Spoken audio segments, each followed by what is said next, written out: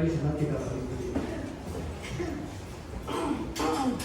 Bahwa pertolongan di dalam ibadah pada pagi hari ini, khususnya di dalam sakramen, baptis, sidi, dan atestasi dewasa, dan juga anak akan kita awali di dalam satu kesadaran bahwa Allah Tritunggal ada di tengah-tengah ibadah ini.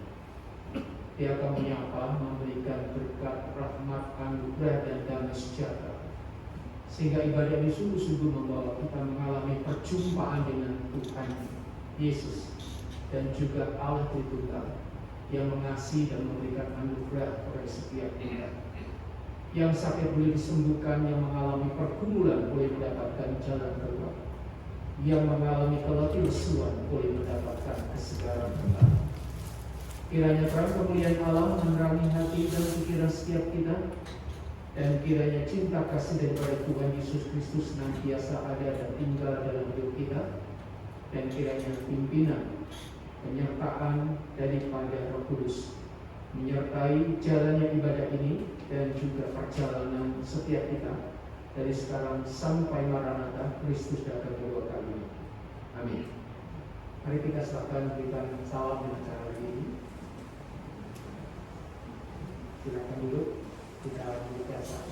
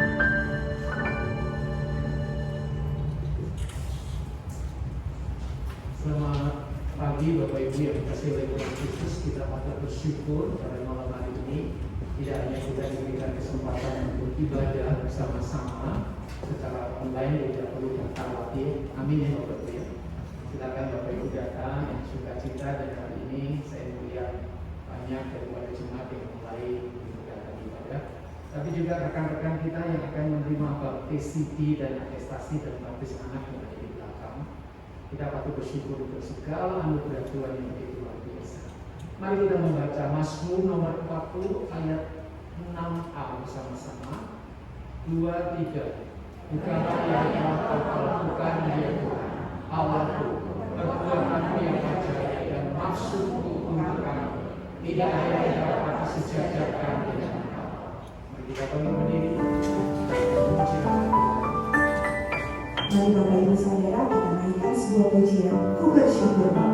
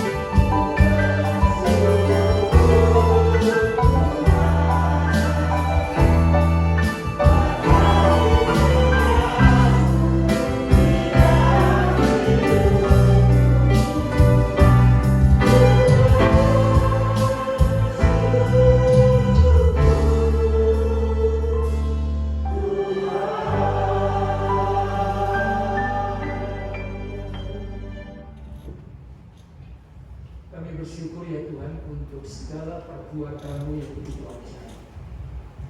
Engkau adalah Allah yang senantiasa bekerja dan berkarya di sepanjang kehidupan kami dari dulu, sekarang, sampai yang akan datang. Ketika kami menengok ke belakang dan ketika kami melihat ke depan, kami bersyukur karena Engkau sudah menyertai kami. Dan bukti penyertaan-Mu itu membuat kami ada sampai saat ini. Biarpun ketika kami menyongsong ke depan, kami tidak tahu apa yang terjadi. Apakah kehidupan itu masih Tuhan berikan? Apakah kehidupan yang kami jalani lancar, tenang, damai, sejahtera? Atau sebaliknya, ada tantangan, ada kesulitan. Bahkan ada hal-hal yang tidak pernah kami duga, tidak pernah kami pikirkan, tetapi terjadi.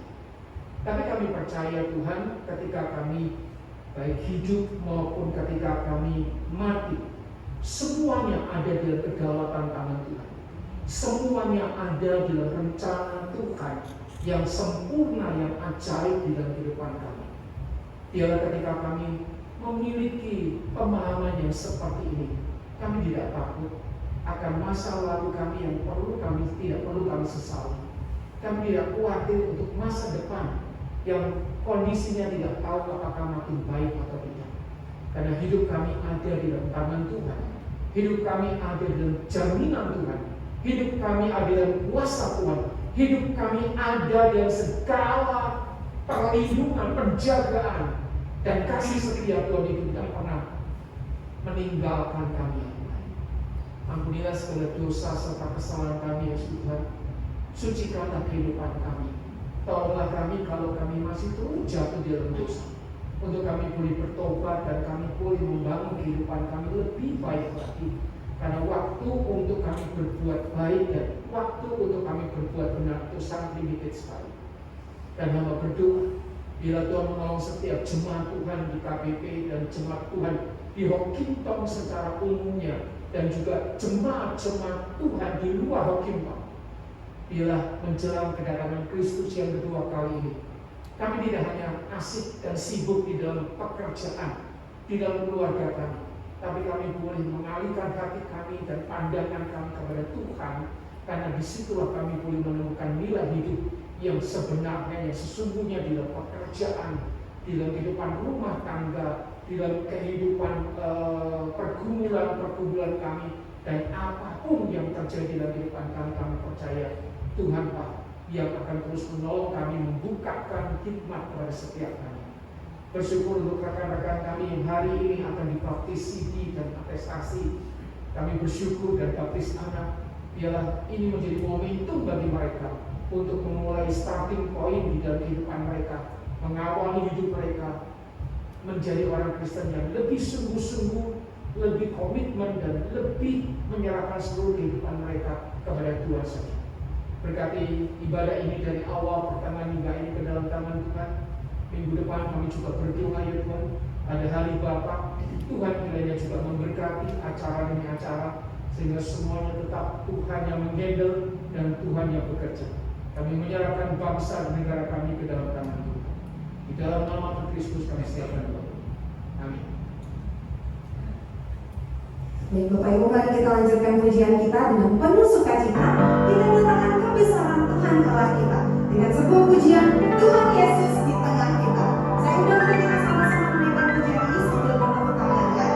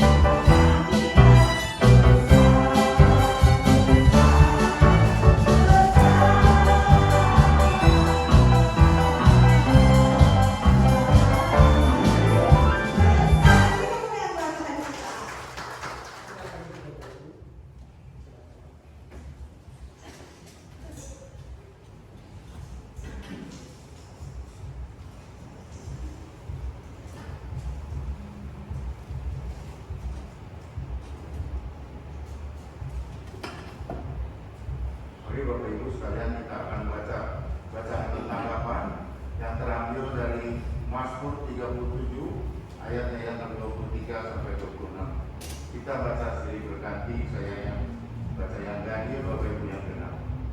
Mazmur 37 ayat 23 sampai 26. Tuhan menetapkan langkah-langkah orang yang hidupnya berkenan kepadanya. Apabila dia jatuh tidak sampai tergeletak, sebab Tuhan menopang tangannya. Dahulu aku muda, sekarang telah menjadi tua, tetapi tidak pernah kulihat orang benar ditinggalkan atau anak cucunya meminta-minta roti. Tiap hari dia harus kasihannya dengan penjariannya, dan anak cucunya menjadi berkat. Tidak membaca firman. Mari kita akan sambung pujian kita dengan lagu yang kedua. Mari Bapak Ibu kita naikkan pujian Tuhan menetapkan langkah-langkah.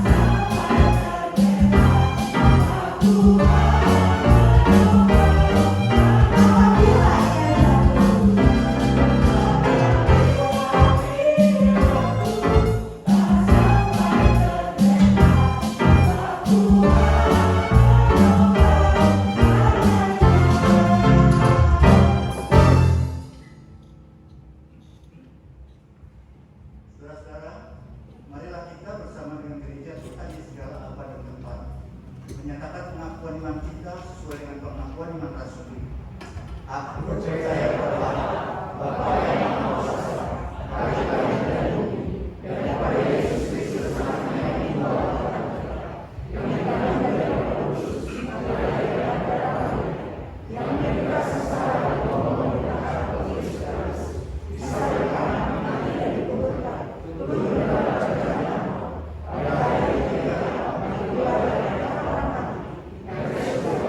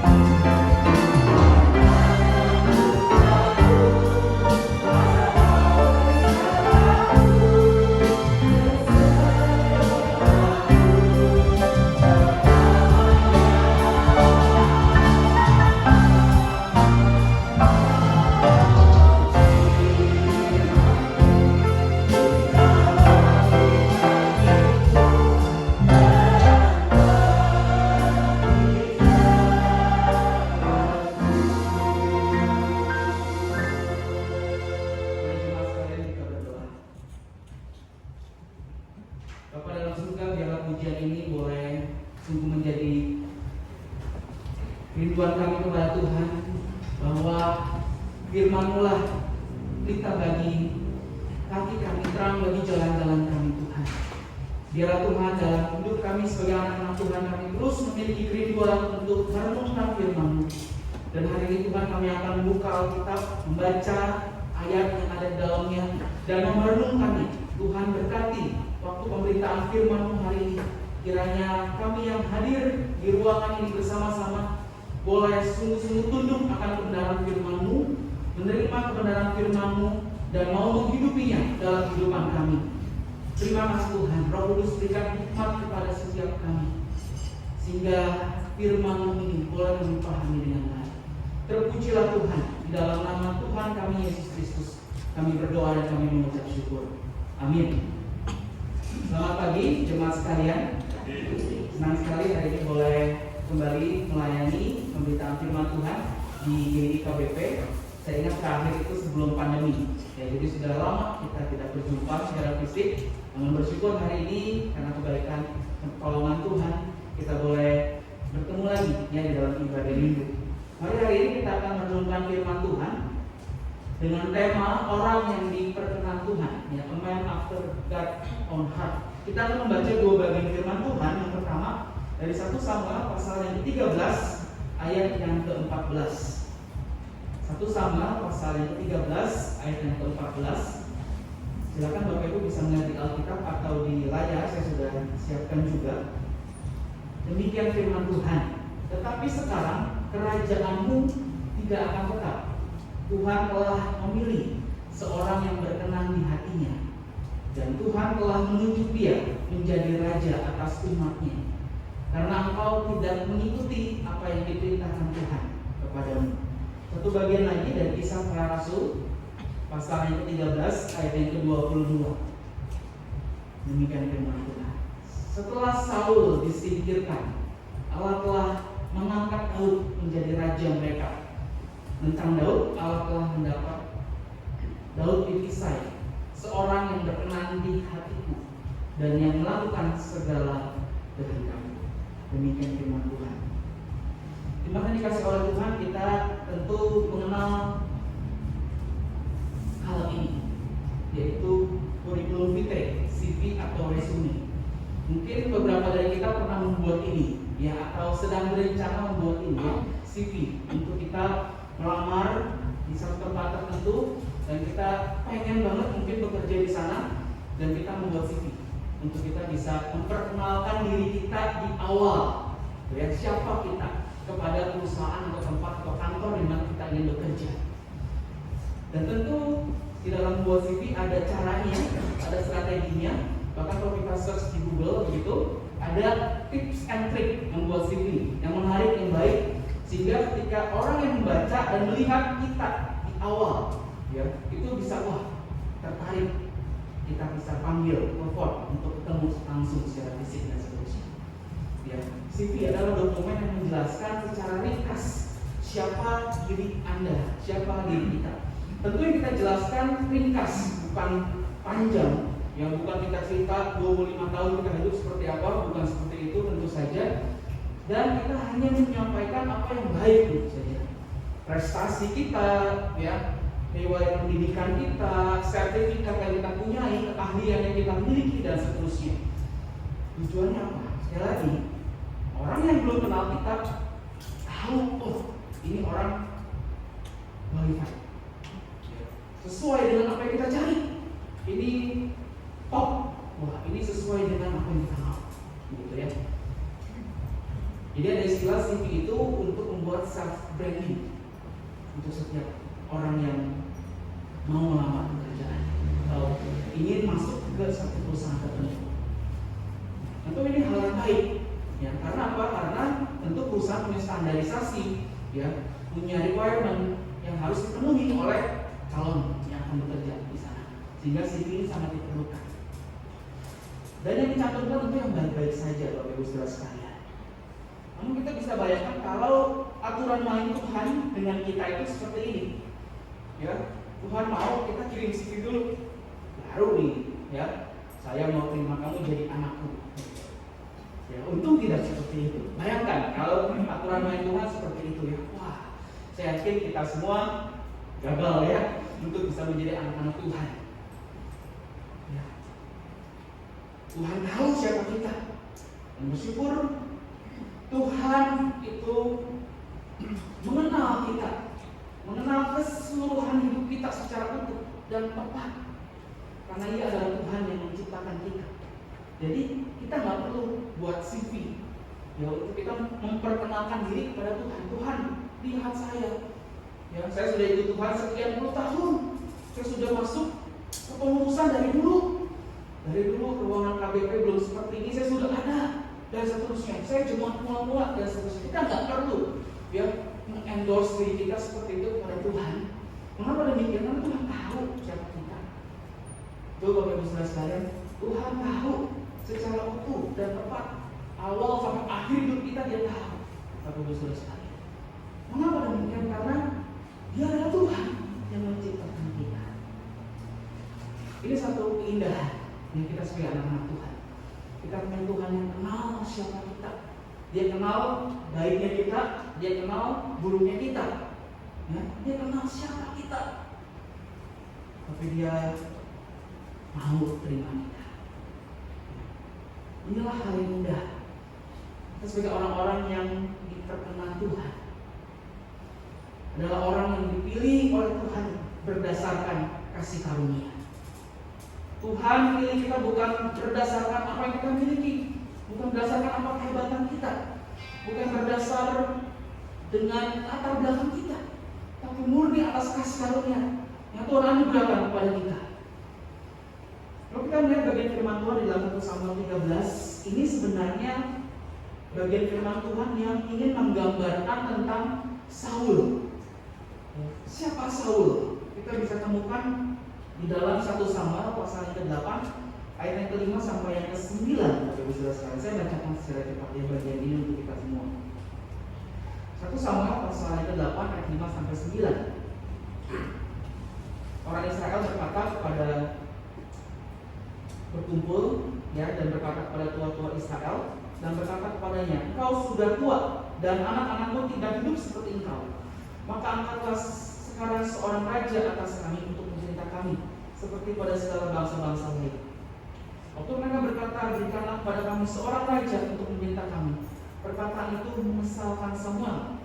Maka berdoalah Samuel kepada Tuhan. Tuhan berfirman kepada Samuel, dengarkanlah perkataan bangsa itu dalam segala hal yang dikatakan mereka kepadamu. Sebab bukan engkau yang mereka tolak, tetapi akulah yang mereka tolak, supaya jangan aku menjadi raja atas mereka. Tepat seperti apa yang dilakukan mereka kepadaku sejak hari aku menuntun mereka keluar dari Mesir sampai hari ini, yang ingin meninggalkan Yakub dan beribadah kepada Allah lain. Demikianlah juga dilakukan mereka kepadamu. Oleh sebab itu dengarkanlah permintaan mereka, hanya peringatkanlah mereka dengan sungguh-sungguh dan beritahukanlah kepada mereka apa yang menjadi hak raja yang akan memerintah mereka. Dari bagian ini kita tahu bahwa bangsa Israel berkumpul, tua-tua Israel berkumpul berbicara kepada Samuel dan mereka menyatakan keinginannya untuk punya raja. Mengapa demikian? Karena Samuel sudah tua dan mereka khawatir nanti tidak ada yang menjadi leader di tengah-tengah mereka. Sehingga mereka mereka pikirkan dengan cara mereka tanpa melibatkan Tuhan dan mereka memutuskan Saul menjadi raja atas mereka, menggantikan Samuel yang sudah tua. Dan mereka juga ingin sama ternyata dengan bangsa-bangsa lain yang juga punya raja. Ini cara yang mereka lakukan sendiri tanpa melibatkan Tuhan. Ya, Tuhan mengungkapkan isi hatinya kepada Samuel. Mereka itu menolak, mereka tidak mau menjadikan Tuhan itu raja atas mereka. Sehingga mereka pakai cara mereka sendiri dan memilih Saul menjadi raja. Dengan kata lain, Tuhan tidak memilih Saul sebenarnya. Namun di tengah-tengah situasi yang sedang dialami oleh umat Tuhan, Tuhan itu mengizinkan atau ada penafsiran mengatakan membiarkan Saul menjadi raja. Dan kita tahu Saul di dalam perannya menjadi raja, dia juga tidak taat kepada Tuhan. Dia tidak mengikuti perintah Tuhan. Ya, kalau kita melihat 1 Samuel 13, di sana Saul sedang terdesak sebenarnya. Dia menantikan kapan Samuel itu menolong, datang untuk memberikan pertolongan kepadanya. dia melihat situasi ada desakan dari bangsa Filistin, Bapak Ibu Saudara sekalian. Dan dengan caranya sendiri Saul akhirnya memutuskan aku harus mempersembahkan korban. Ya. Dan tindakan itu diketahui oleh Samuel dan Samuel berkata perbuatanmu itu bodoh. Dan seorang raja dikatakan seperti itu. Dan kita tahu bagaimana Saul, ya. Seorang yang pakai caranya sendiri untuk bertindak, padahal Samuel bilang dia sudah berjanji akan datang dan hadir, namun Saul menggunakan caranya sendiri, sehingga Samuel berkata perbuatanmu itu bodoh, engkau tidak mengikuti perintah Tuhan Allahmu, dan seterusnya. Dan akhirnya Saul harus turun dari tahtanya. Bapak Ibu Saudara kasih oleh Tuhan, kita bisa lihat bagaimana kehidupan Saul. Inilah kehidupan Saul yang tidak dipilih oleh Tuhan menjadi raja, dan akhirnya tidak happy. Mungkin kita tahu Samuel berkata di dalam ayat 14 pasal 1 Samuel 13, tapi sekarang kerajaannya tidak akan tetap. Tuhan telah memilih seorang yang berkenan di hatinya. Tuhan telah memilih seorang yang berkenan di hatinya. Dan kita tahu itu merujuk kepada Daud. Yang Tuhan pilih bukan orang yang sempurna, Bapak Ibu Saudara sekalian. Namun Tuhan itu mengenal Daud dan kedalaman hatinya. Tuhan mengenal Daud dan kedalaman hatinya. Saya yakin kita semua tahu bagaimana Tuhan itu memilih Daud. Samuel datang ke keluarga Isai, lalu ditampilkanlah anak-anak Isai, gitu. Dan sampai anak yang ditampilkan itu akhirnya tidak ada yang dipilih, Bapak Ibu Saudara sekalian. Lalu Samuel berkata, apakah cuma segini anakmu? Lalu Isai teringat kepada Daud. Dan kita tahu semua Daud yang dipilih menjadi raja kedua Israel. Dengan kata lain, Bapak Ibu Saudara sekalian, ini yang dilihat oleh Tuhan. Tuhan melihat hati, ya, bukan lihat apa yang di depan mata atau keperawakannya seperti kebanyakan manusia, gitu ya. Melihat apa yang di depan mata, kagum, terpesona, dan menyimpulkan ini cocok menjadi raja. Tapi kata Tuhan, bukan. Daud yang masih kemerah-merahan itu, dialah yang akan menjadi raja. Daud, seorang anak yang dikatakan merupakan ayahnya, tidak pas hitungan oleh ayahnya sendiri. Bayangkan, ya. Daud dipakai Tuhan, bukan orang yang sempurna, tapi Tuhan tahu keseluruhan hidup Daud seperti apa. Tuhan berkenan kepadanya, dan Tuhan mempercayakan kerajaan pada Daud. Kita tahu Daud dalam menjalani kehidupannya, Daud juga berulang kali gagal dan jatuh dalam dosa. Dengan kata lain, Daud juga manusia biasa sama seperti kita, yang rentan, yang bisa untuk jatuh dalam dosa. Dan saya yakin dari sekian banyak dosa yang dipaparkan dalam Alkitab, kita semua ingat apa yang Daud lakukan. Dosa apa yang Daud lakukan? Betul Bapak Ibu Saudara sekalian, pasti kita ingat bagaimana dia berjalan dan kisah-kisah berjalan, lalu dia melihat Batsheba dan terus dia terjerumus dalam dosa. Sampai dia juga memiliki strategi rencana jahat untuk membunuh dia. Ini kejahatan yang begitu luar biasa yang Daud lakukan. Tapi dikatakan orang seperti ini adalah orang yang diperkenan Tuhan. Dan kata lain, orang ini diperkenan Tuhan itu bukan karena orang itu sudah melakukan tindakan yang baik dulu kepada Tuhan, tetapi dari awal memang Tuhan sudah berkenan kepadanya. Kenapa? Tuhan tahu hatinya Daud. Tuhan tahu keseluruhan hidup Daud seperti apa, ya. Sehingga walaupun Daud jatuh dalam dosa, dia gagal. Dia tahu Daud tidak akan sampai tergeletak dan meninggalkan dia, tapi tangan Tuhan menopangnya, ya, tangan Tuhan menjaganya. Dan Daud punya hati yang kita tahu punya kepekaan. Maka kita bisa lihat pengakuan dosa yang Daud ungkapkan pada Tuhan di dalam Mazmur 51. Dia tahu dia berdosa kepada Tuhan, dan dia mengungkapkan segalanya pada Tuhan di dalam Mazmur 51. Charles Swindoll dalam bukunya biografi tentang Daud, dia menuliskan hal ini. Saya pikir ini baik sekali untuk kita cermati, Bapak Ibu sekalian. Dalam banyak hal, Daud adalah seorang pria yang luar biasa, cerdas, tampan, sangat berbakat sebagai penyair, pemusik, prajurit, dan pemimpin.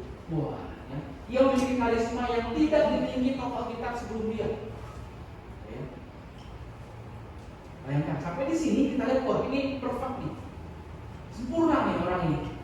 Ya, cowok, cerdas, ganteng, berbakat, bisa main musik, bisa jadi pemimpin. Wah, bayangkan kalau dia jadi seorang ayah dalam keluarga, wah ini pasti keluarganya baik. Namun kita juga lihat Alkitab juga memaparkan siapa Daud secara utuh. Namun di lain hal, ia juga seorang pria yang paling biasa, sering dicengkram oleh nafsu yang menghancurkan, diguncang oleh kekacauan keluarga dan tragedi pribadi. Inilah orang yang diperkenan Tuhan, Bapak Ibu Saudara. Bukan orang yang sempurna, ya. Seorang pria yang luar biasa, tapi juga di satu sisi seorang pria yang paling biasa. Contoh ini menggambarkan kehidupan kita, Bapak Ibu Saudara sekalian. Siapa yang tahu kita? Yang paling tahu kita? Tentu orang-orang yang dekat dengan kita, keluarga kita. Ya. Tentu paling tahu kita siapa kita. Ya. Mungkin keluarga kita melihat kita yang sudah biasa, gitu ya. Kalau orang lain di luar sana mungkin bisa lihat kita, wah ini orang yang luar biasa nih, ya bisnisnya maju, wah pintar cari cuan dan sebagainya. Yang melayani di gereja hebat, rutin tiap minggu mau dijadwal tidak pernah menolak, wah ini orang yang hebat. Ya. Tapi Tuhan tahu kita ketika kita lagi sendiri. Anggota keluarga kita tahu siapa kita di rumah. Mungkin ketika kita lagi hektik, lagi banyak masalah, di mana kita lagi senang dan kita bisa meluapkan emosi kita dan seterusnya. Mereka tahu siapa kita. Tapi ini menggambarkan kita. Daud orang yang terkenal oleh Tuhan, bukan orang yang sempurna.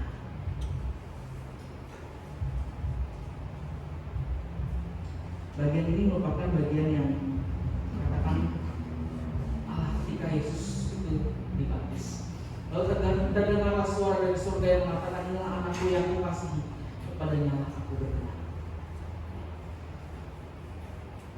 Perkenanan Tuhan itulah yang memampukan Tuhan Yesus juga untuk menjalani kehidupannya dalam dunia ini, menjalankan misi, ya, menyelesaikan misinya. Bapak Ibu Saudara sekalian. Selanjutnya orang yang diperkenan Tuhan adalah orang yang melakukan kehendak Tuhan. Kisah Para Rasul 13 ayat 22. Kita akan melihat bagian ini. Kisah Rasul pasal 13 ayat 22. Setelah Saul disingkirkan, Allah mengangkat Daud menjadi raja mereka. Tentang Daud, Allah telah menyatakan, aku telah mendapat Daud bin Isai, seorang yang berkenan di hatiku dan yang melakukan segala kehendak. Nah, orang yang berkenan kepada Tuhan itu bukan menjalankan agenda pribadinya, tetapi menjalankan agenda Tuhan dalam hidupnya. Orang yang berkenan kepada Tuhan sekali lagi bukan melaksanakan agenda pribadinya, tetapi menjalankan agenda ilahi, kehendak Tuhan di dalam kehidupannya. Daud meresponi akan panggilannya itu dengan ketaatan untuk menjadi raja menggantikan Saul. Bukan hal yang mudah memimpin bangsa Israel. Tapi Daud mengenal Tuhan, dia tahu bahwa Tuhan akan menolongnya, Tuhan akan memampukannya. Ya, seperti pujian tadi, Mazmur 37 ayat 23, itu merupakan pujian yang dituliskan oleh Daud yang di dalam Mazmur 37. Ya. Dikutip oleh Mazmur 37, dalam Mazmur 37 bahwa Tuhan menetapkan langkah-langkah orang yang hidupnya berkenan kepadanya, apabila ia jatuh tidak sampai tergeletak. Inilah iman kepercayaan Daud bagi Israel kepada Tuhan, sehingga Daud mau melakukan apa yang menjadi panggilannya, menjalankan kehendak Tuhan sampai akhir. Walaupun dia tahu ya tidak mudah, dan Tuhan pun tahu dalam menjalani panggilannya itu yang Tuhan berikan kepada Daud, Daud akan jatuh bangun, tapi Daud tidak akan sampai tergeletak, dan dia bisa menggenapkan kehendak Tuhan dalam hidupnya. Inilah orang raja yang terkenal, yang kita pasti tahu kisahnya, yang kita terus bisa pelajari hidupnya sampai sekarang ini. Daud berkenan kepada Tuhan. Sekarang kita melihat juga dari pribadi Tuhan Yesus Kristus yang juga belajar untuk menjalani hidup selama ada dalam dunia, untuk melakukan kehendak Dia yang mengutus aku dan menyelesaikan pekerjaannya. Maka nanti ialah melakukan kehendak Dia yang mengutus aku dan menyelesaikan pekerjaannya. Inilah yang Tuhan Yesus lakukan selama Dia ada dalam dunia. Orang yang berkenan dan dia melakukan kehendak Bapaknya sampai akhir, sampai finish. Bukankah ini yang juga harus kita lakukan dalam kehidupan kita, Bapak Ibu Saudara sekalian? Kita bukan orang yang sempurna, tapi Tuhan mau kita boleh menjalankan hidup kita ini untuk menggenapi rencana Tuhan di dalam kehidupan kita masing-masing. Tuhan mau kita boleh sungguh-sungguh taat menjalaninya. Walaupun kita tahu mungkin ada tantangan, ada kesulitan untuk kita menjalani hari-hari kehidupan kita, tapi Tuhan mau biarlah melalui kita agenda Tuhan itu boleh terselesaikan. Rencana Tuhan yang besar dalam hidup kita itu boleh kita selesaikan sampai akhir. Kita tidak tahu kapan kita berakhir di dunia ini. Namun yang Tuhan mau kita mau taat setiap hari, setiap waktu, dalam segala musim kehidupan kita. Kita mengerjakan kehendaknya dalam hidup kita, melakukan kehendaknya dalam kehidupan kita. Belakangan ini kita semua tertuju ya kepada berita tentang hilangnya anak dari Bapak Ridwan Kamil, dan kita melihat akhirnya ditemukan, betul ya, akhirnya ditemukan. Ditemukan oleh siapa? Belakangan ini orang ini pun juga masuk dalam berita-berita ya yang kita bisa baca dan juga bisa lihat. Namanya Geraldine Welby. Dia seorang guru SD yang biasa setiap hari berjalan mengajar dan melewati Sungai Are. Ternyata ya di hari itu yang dia nggak pernah duga sebelumnya, dia menemukan ya jasad Ariel itu mengambang. Yang bisa kita pelajari dari kehidupannya adalah begini, Bapak Ibu Saudara sekalian, dari kalimat yang diucapkannya. Kami warga Bern tahu semua tentang berita Ariel. Jadi saya pun tiap jalan kaki ya selalu melihat ke arah sungai Are. Dan ternyata saya menemukannya. Berduka cita ya Pak, kata beliau di dalam keterangan unggahan Instagram beliau. Yang saya bawa itu menjadi perhatian saya yang menarik. Setiap kali jalan kaki, ia selalu melihat ke arah sungai. Selalu. Berarti hari itu, ya, bukan lagi dia iseng-iseng dalam lalu ada. Bukan. Tapi mungkin setiap kali dia berjalan, ketika dia tahu ada berita itu, dia selalu melihat. Ya, dia cari, ada nggak? Ada. Selalu melihat ke arah sungai. Hal yang dia lakukan ini menggambarkan apa? Hatinya, Bapak Ibu Saudara. Dia tahu ya, ada yang hilang nih di sungai Are. Dan dia tiap hari berjalan. Dan itu mengubah ya perjalanan dia yang mungkin rutin dia lakukan ke sekolahnya.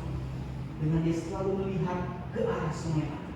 Mungkin biasanya dia hanya berjalan seperti biasa. Namun karena berita itu dia mengubah pandangannya, dia melihat ke arah sungai Are dan dia menemukan. Kita bisa temukan hatinya. Dan ada berita juga mengatakan dia juga punya 2 anak. Jadi dia tahu betapa rasanya kehilangan anak.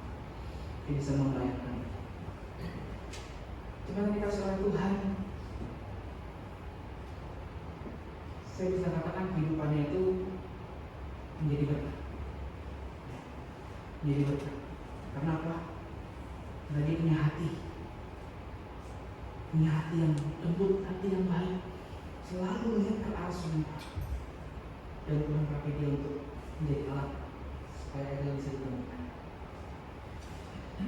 Nah, harapan buat setiap kita, Bapak Ibu Saudara sekalian. Mari kita menjalani hidup dengan ketaatan dan kebergantungan kita kepada Tuhan. Mari kita menjalani hidup dengan ketaatan dan kebergantungan kepada Tuhan. Kita tahu dalam hidup kita akan mengalami jatuh bangun, ya, pergumulan, permasalahan. Tapi yang Tuhan mau kita taat, kita bergantung kepada Tuhan.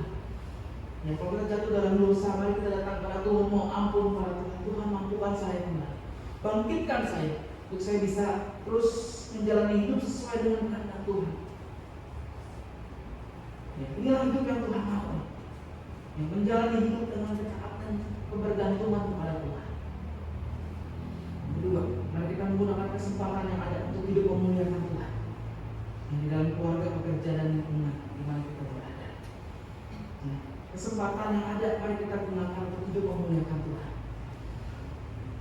Sebagai mama, sebagai papa, sebagai anak, sebagai orang tua di dalam keluarga, mari kita gunakan kesempatan yang ada, hidup untuk memuliakan Tuhan, ya, untuk menjadi berkat.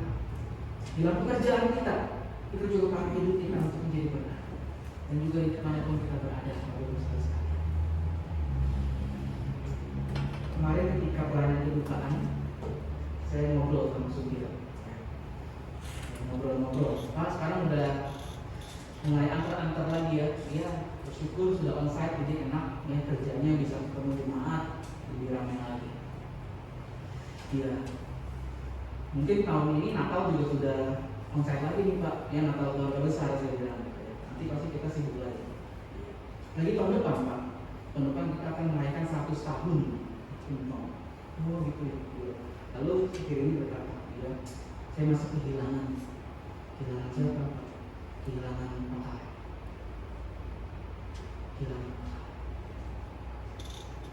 Dari hal ini saya menanya dulu saja, ya. Tentu Pak Kaleb menjadi berkat buat kita semua yang mengenal.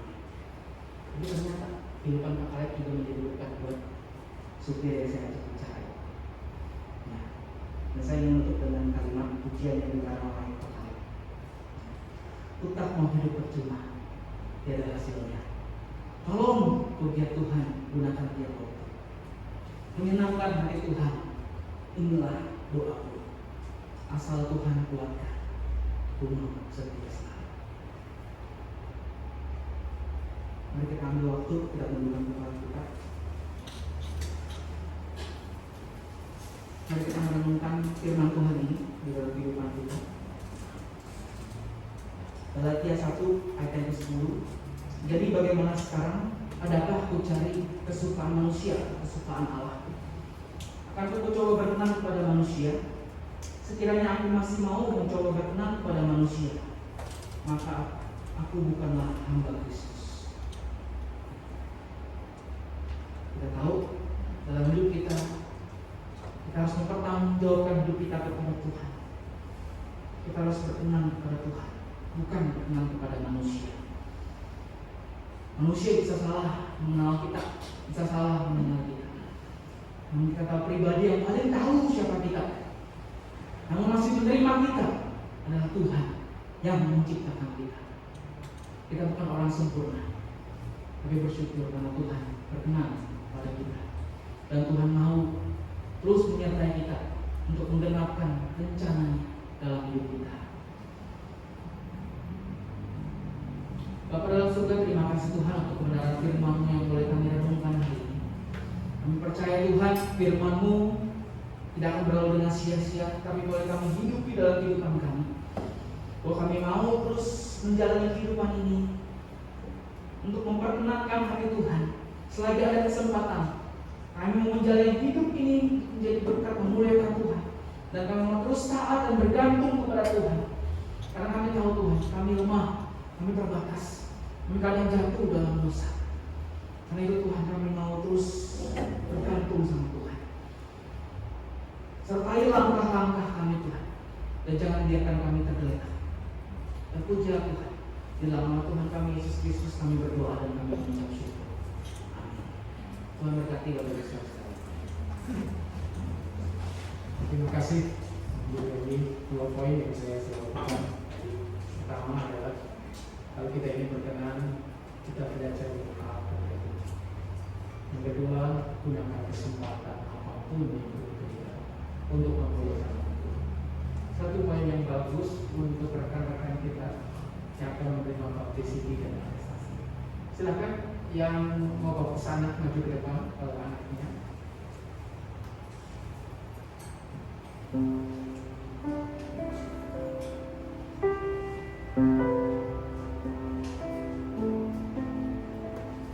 Sebetulnya ada 6 orang, tapi yang 2 atestasi akan diterima minggu depan, karena yang atestasi ada keperluan, dan kita akan melaksanakan untuk 3 orang. Hari ini akan silakan. Yuk, silakan maju. Silakan maju. Ayo.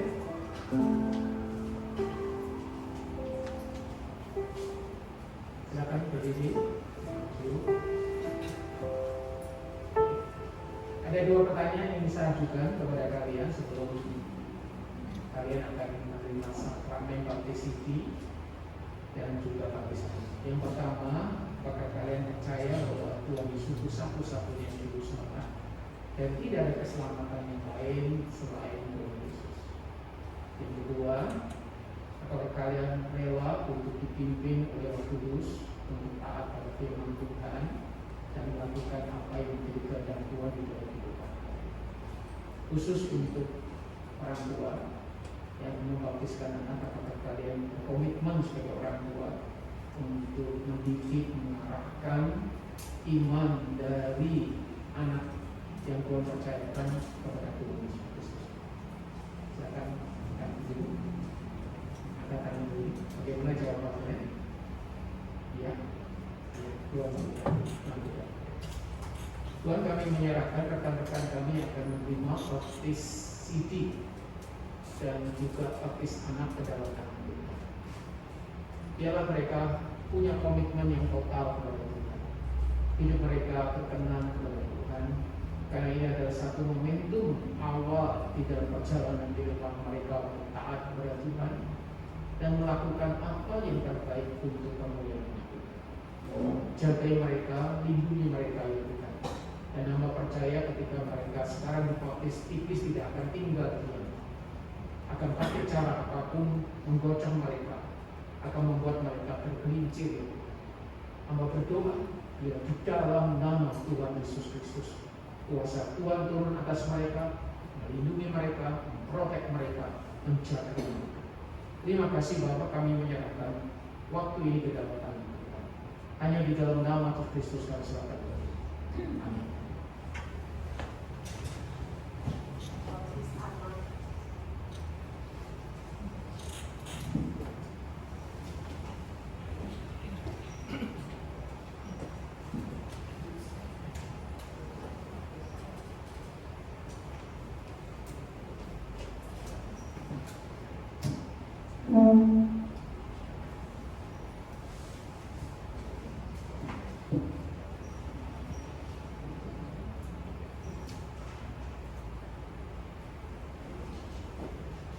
Baptis anak Wesley Sky.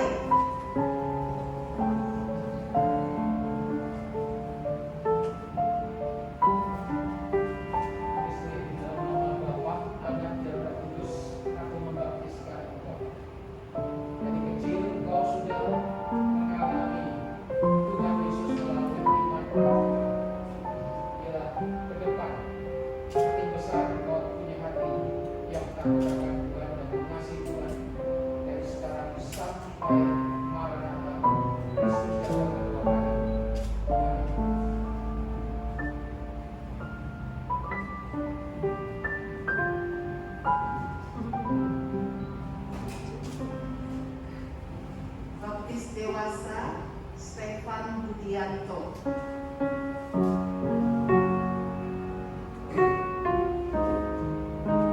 Stefan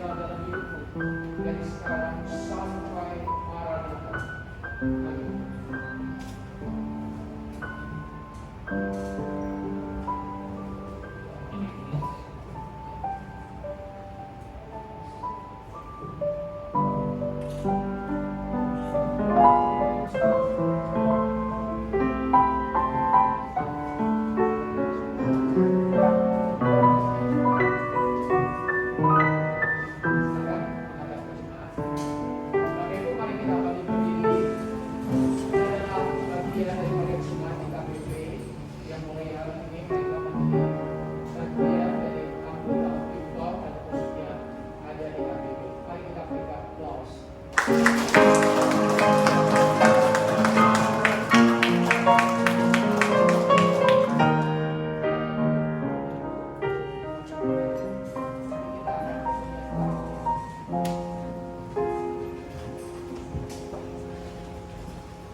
Ibu, ada dua pengumuman. Yang pertama adalah seperti yang sudah saya umumkan, mulai hari ini sudah tidak ada pendaftar lagi untuk ibadah pada hari itu. Silakan Bapak Ibu sampaikan informasi ini kepada rekan-rekan, pemilih atau saudara. Mari datang pada hari Minggu untuk ibadah kembali seperti sebelum COVID, dan kita punya spirit dan semangat yang pasti melebihi sebelumnya. Karena hampir 2 tahun kita tidak boleh ibadah, tetapi sekarang Tuhan memberikan kesempatan terbuka kita. Yang kedua, minggu depan itu adalah Hari Ayat Internasional. Jadi tolong bawa laki-laki lah, tolong bawa semua laki-laki yang ada di rumah Bapak Ibu. Ada Pak ya? Amin ya.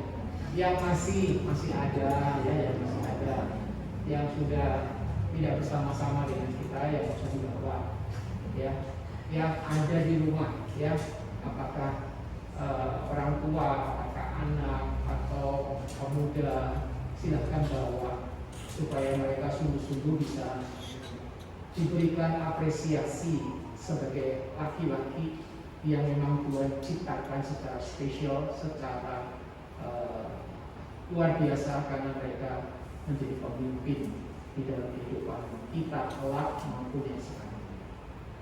Mari kita memberikan persembahan. Persembahan ada 2 cara. Yang pertama adalah bisa lewat scan barcode yang ada di belakang, itu agak di belakang kursi, atau Bapak Ibu juga bisa berikan lewat amplop persembahan yang ada di belakang.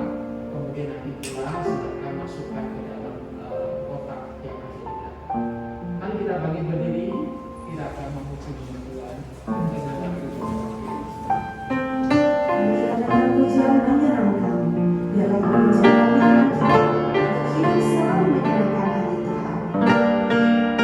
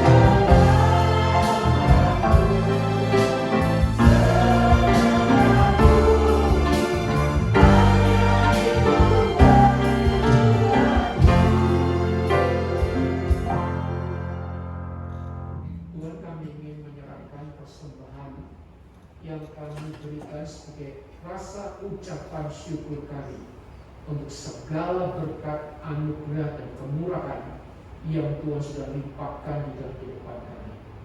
Berkati tangan-tangan yang sudah memberi dengan sukarela dan sukacita, Tuhan kiranya memberkati. Bagi kami yang sampai sekarang masih belum bisa memberi, Tuhan memberkati juga, sehingga pada waktu yang akan datang kami bisa memberikan persembahan. Berkati rekan-rekan kami yang hari ini sudah menerima baptis dan juga baptisan anak. Biarlah Tuhan memelihara kehidupan mereka, dan Tuhan yang menjagai mereka kemanapun mereka melangkah. Mereka tetap punya fokus, yaitu taat dan menggunakan kesempatan untuk melayani Tuhan dan memuliakan nama Tuhan. Demikian juga kami setiap jemaat Tuhan punya komitmen kepada Tuhan. Arahkanlah hatimu dan terimalah berkat. Tuhan memberkati engkau dan melindungi engkau. Tuhan menyinari engkau dengan wajah-Nya dan memberi engkau kasih karunia. Tuhan menghadapkan wajah-Nya kepadamu dan memberi engkau damai sejahtera dari sekarang sampai Maranatha, Kristus datang untuk kedua kalinya. Amin.